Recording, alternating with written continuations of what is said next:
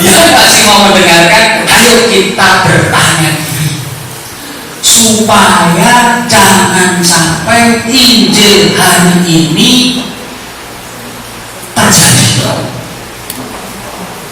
Apa Injil hari ini?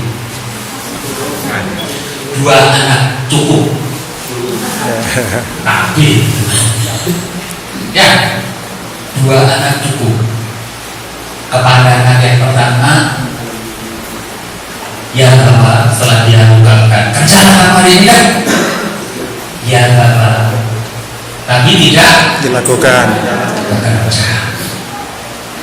Datang kepada anak yang kedua, dua-duanya sudah dewasa, sudah bisa bekerja. Hari ini kamu bekerjalah di kebun anggurmu.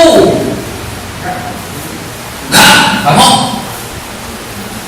Tapi menyesali diri sedemikian rupa, sehingga diam-diam dia melaksanakan pekerjaan itu.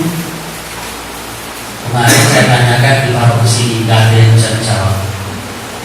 Saya tadi pagi bisa di Gunung Putri, nggak ada yang bisa jawab juga. Sekarang saya mau bertanyakan kepada Anda, baik yang mana? Yang pertama atau yang kedua? Yang ketiga. Yang ketiga.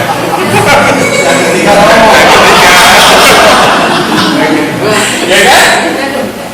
Ternyata ada sama dengan bertumbuh cukai kan? Pelacur saya tanya saja. Yang menjawab yang lebih baik.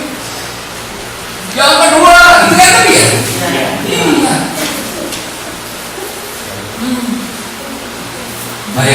Saya nggak punya anak ya. Tapi kalau ibu punya anak, ya, ibu punya anak. Anaknya mengatakan yang tidak bekerja, sakit hati kan? Sakit hati. Sekarang dipertanyakan lagi, anaknya mengatakan tidak mau, sakit hati kan? Sakit hati. Ibu saja sakit hati, apalagi Tuhan Allah pasti sakit hati. Bikin sakit hati kok baik? Ya kan? Bikin sakit hati kok baik sih? Sekali lagi, Bu, kalau ditanya, Bu, kalau ditanya, anak yang ibu yang pertama disuruh, dia bilang ya aman, tapi nggak bekerja, sakit hati nggak? Sakit, dibohongin kok. Sekarang, ya, tadi masih lumayan lah. Sakit hatinya lambat ya. Namanya juga dikatakan iya, gitu kan? Iya, ternyata tidak, baru sakit hati. Nah sekarang disuruh hal yang sama, langsung katakan tidak mau.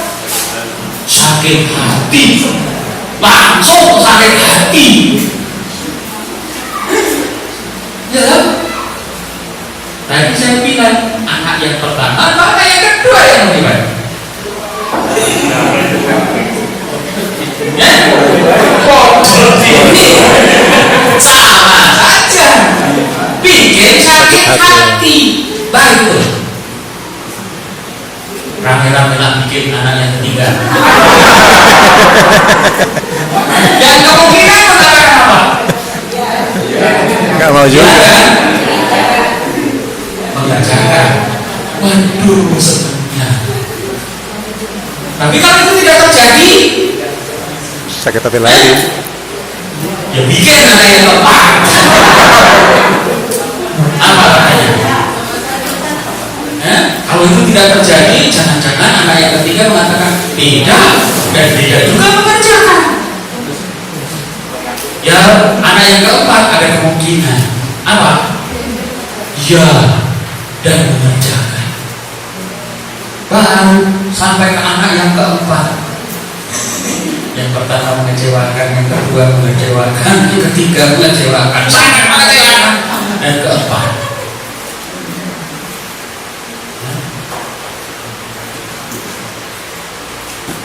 Nah, saya pengen, tadi pagi saya sangkut pautkan dengan perubahan mental.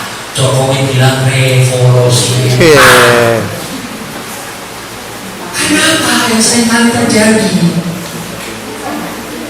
Orang melakukan karena disuruh, betul? Ya. Iya. Orang tidak melakukan karena dilarang, ya kan? Sebenarnya Paulus tadi pagi itu ingin mengatakan, kamu itu harus sehati, sepikir, sejiwa, seperasaan, searah, setujuan. Jangan kamu mementingkan diri sendiri, tetapi menjadi seperti Kristus. Itulah sebenarnya revolusi mental. Seperti Kristus, sadar diri, pentingnya apa, nggak usah diperintah pun, apalagi nggak usah dipaksa-paksa, jangan itu. Karena apa? Karena itu memang penting untuk saya, penting untuk dia, membanggakan untuk saya, membanggakan untuk dia, menyenangkan saya, menyenangkan dia, menyelamatkan saya, menyelamatkan dia juga. Maka kitab Nabi Yesaya yang pertama, bacaan yang pertama, itulah yang sebenarnya harus dilakukan supaya apa? Tidak mati tetapi hidup. Kalau kita melaksanakan yang baik tanpa harus dipaksa, dan kita tidak melakukan yang jahat tanpa harus dilarang, tapi dengan hati nurani yang terdalam, di sanalah terjadi hidup, di sanalah terjadi kehidupan dan tidak mati. Dan itu adalah inti dari apa yang ingin saya ungkapkan di dalam slide berikut. Mari kita lihat yang pertama.